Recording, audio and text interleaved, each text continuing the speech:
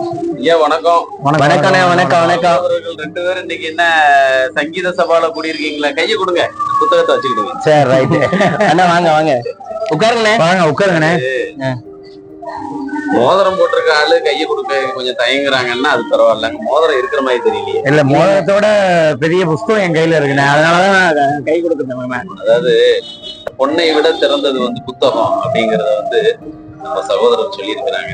இன்னைக்கு என்ன இங்க புத்தக வெளியீட்டு விழான்னு கேள்விப்பட்டேன். ஆமாண்ணே, ஆமா. நம்ம பாமணியனோட புத்தக வெளியீட்டு விழா. சரி. அவரோட பேச்சுக்களையும் அதில் வெற்றி பெறும் முத்திகளும்னு ஒரு புத்தகம் வெளியிடுறாரு. அது கலை பதிப்பகம் சார்பா நம்ம வெளியிடுறாங்க. நம்ம செல்வமணி சார் பதிப்பகம். அதேதான். ரொம்ப நெருக்கமான அல்ல செல்வமணி சாருக்கு. ஆமா ஆமா ஆமா. பொதுவாவே அப்படி கிடையாது. அல்ல, உங்களுக்கும் தம்பி நெருக்கமானவன் தான்.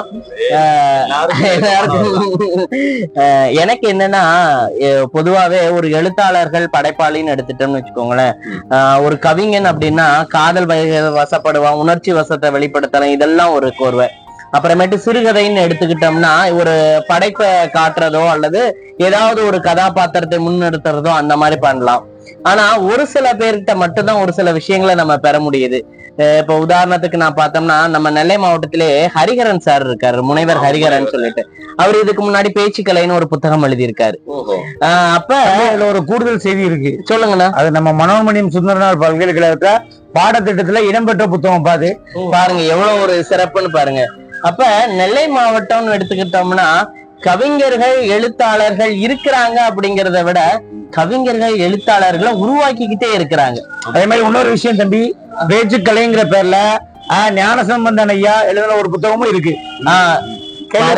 பேசணும், நிறைய கூடுதலான தகவல் வருது. அது இன்னைக்கு நம்ம ஆளக்கூடிய இயக்கங்களே பேச்சுக்கலையால் வளர்ந்த இயக்கங்கள்.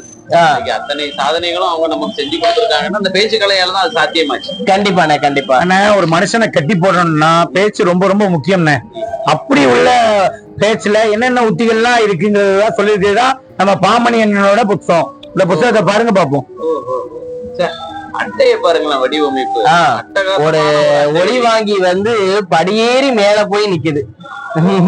உயரணும்னா, வாழ்க்கையின் இன்னல்களை கடக்கணும்னா கண்டிப்பாக ஒரு நல்ல பேசக்கூடிய திறன் வேணும்.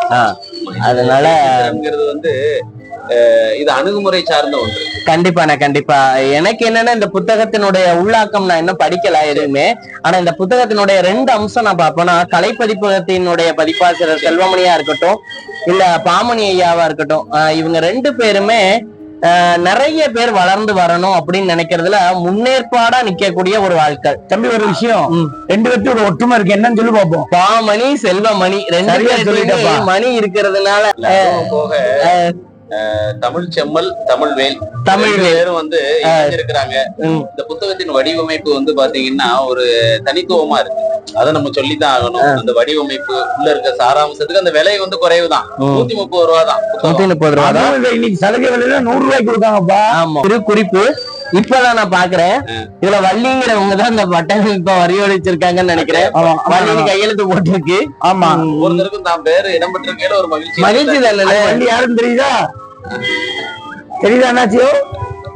ஓவியர் நம்ம ஓவியர் வள்ளி என்ன வந்திருக்காங்க. நம்ம சகோதரர் வள்ளியும் ஓவிய கலையில சிறந்தவராதான் இருப்பாரு. நம்ம வரைய வச்சு பார்க்கல, அந்த வாய்ப்பு கிடைக்கல. வச்சு பார்க்கணும் அப்படிங்கிற பாமணி ஐயாவோட முயற்சியை நாம வரவேற்போம். கண்டிப்பா. இந்த புத்தகம் இளைஞர்களுக்கு, மாணவர்களுக்கு, மேடை ஏற துடிப்பவர்களுக்கு ஒரு பெரும் பொக்கிஷமா இருக்குங்கிறதுல நிச்சயமா. அதெல்லாம் விட நான் இதுக்கு மேல ஒரு கருத்தை வலியுறுத்தலான் இருக்கேன். என்னன்னு கேட்டீங்கன்னா, நீங்க எல்லாத்துக்கும் சொன்னீங்க, யார் யாரெல்லாம் மேடை பேச்சு கடினம்னு நினைக்காங்களோ அவங்களுக்கு இந்த புத்தகம் ரொம்ப ரொம்ப எளிய புத்தகம். அவங்க படிச்சு அவங்க பேசணும் அப்படிங்கிறதுக்காக எழுதப்பட்டா நம்ம பாமணி என்ன சொல்றாப்ல.